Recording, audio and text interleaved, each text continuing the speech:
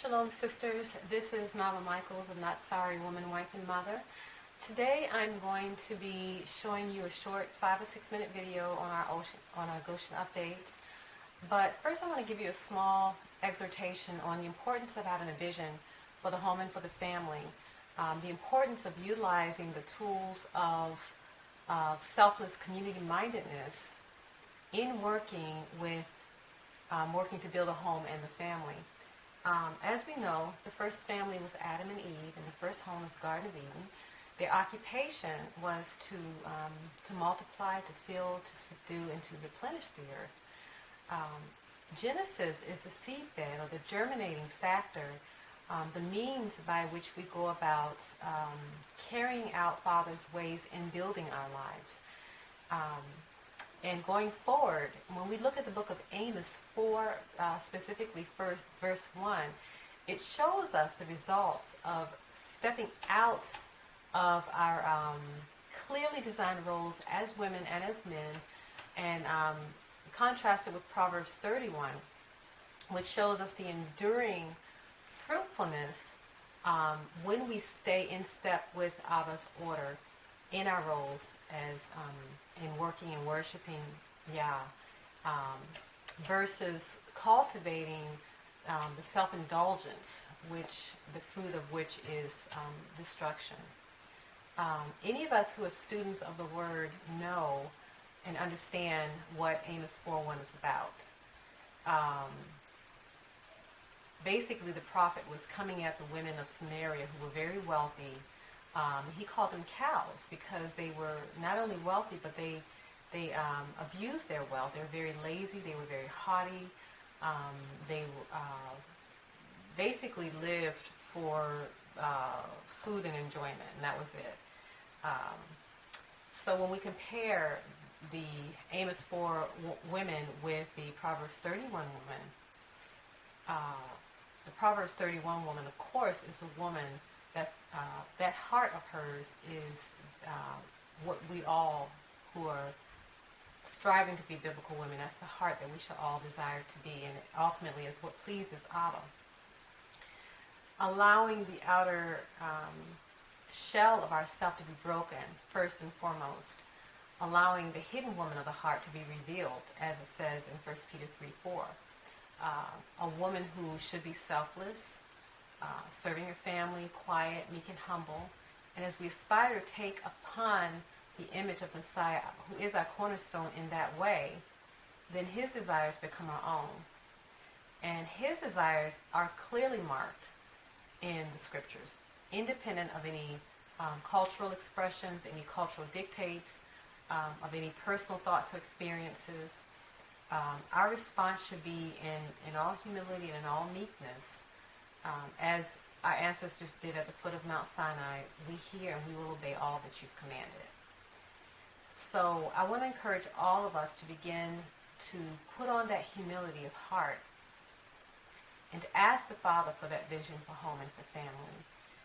Whether you're single or whether you're married with 10 children, it really doesn't matter. Allow the Father to do the work, and he will do it, trust me. Many years ago, I was that career woman seeking to make that mark in the world.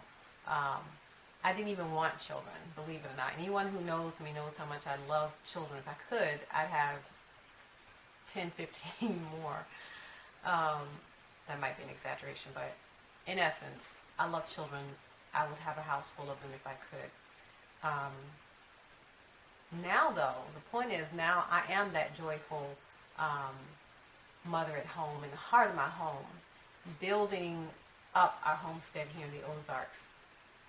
I couldn't be happier. I sleep, for the most part, I sleep soundly at night. I mean, if I have nights where I can't really sleep, it's because my mind is just brimming over with what are we going to be doing tomorrow, and there's always something to do when you're building a homestead. And those of you who are building a homestead understand what I'm saying. There's nothing like putting your hands in the soil, planting, knowing where your family's food is coming from,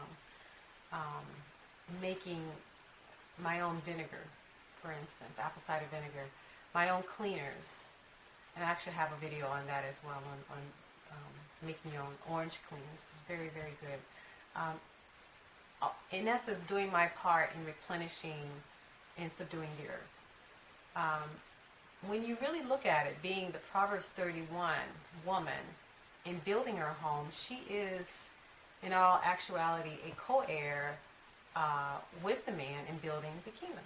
And why would you want any less?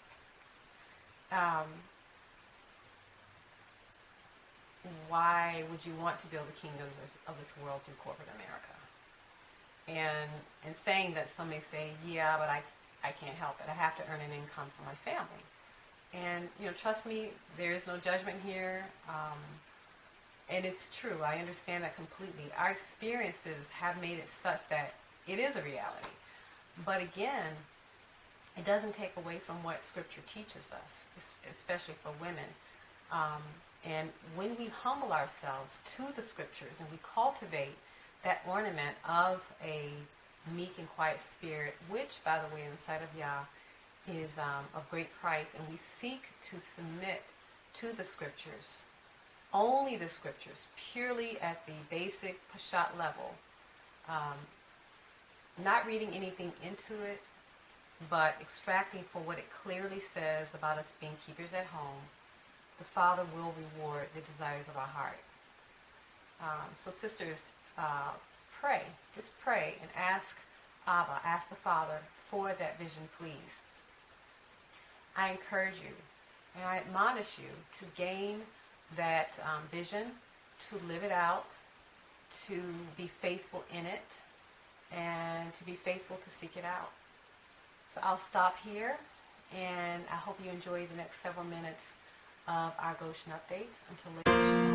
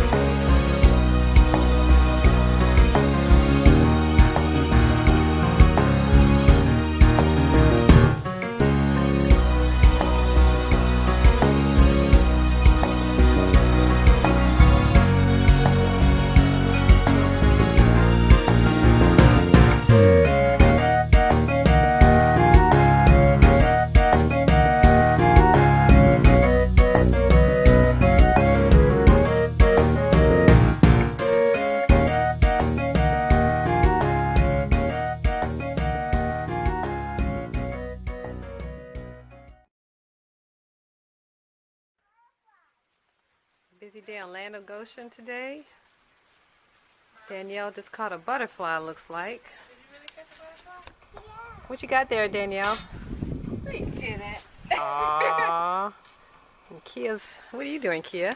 I am gardening. I'm going to put a nice little flower bed down. All right. Make it nice and pretty. Nice and pretty. Yeah, no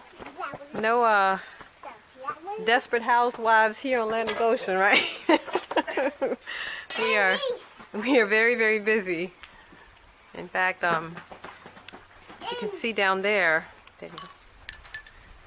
I got my doves over here. Just finished cleaning out their cage. They're happy. And my little dovies. Say hi. Bo and Ruth. Yeah, they're little birds. And I washed some hair. Yeah. And what I'm doing here is I'm actually harvesting wild onions.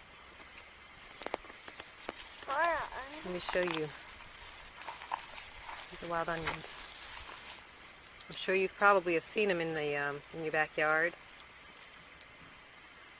They grow in they call floret of basils or clusters, and they have obviously a very distinct smell, like onion. And over here we have dandelion. This is dandelion root.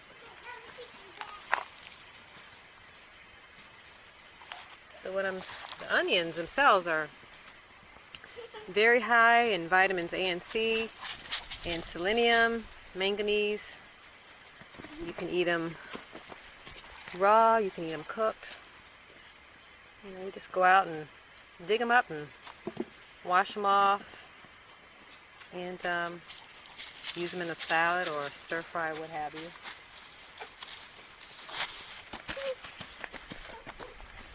And let me take you down here.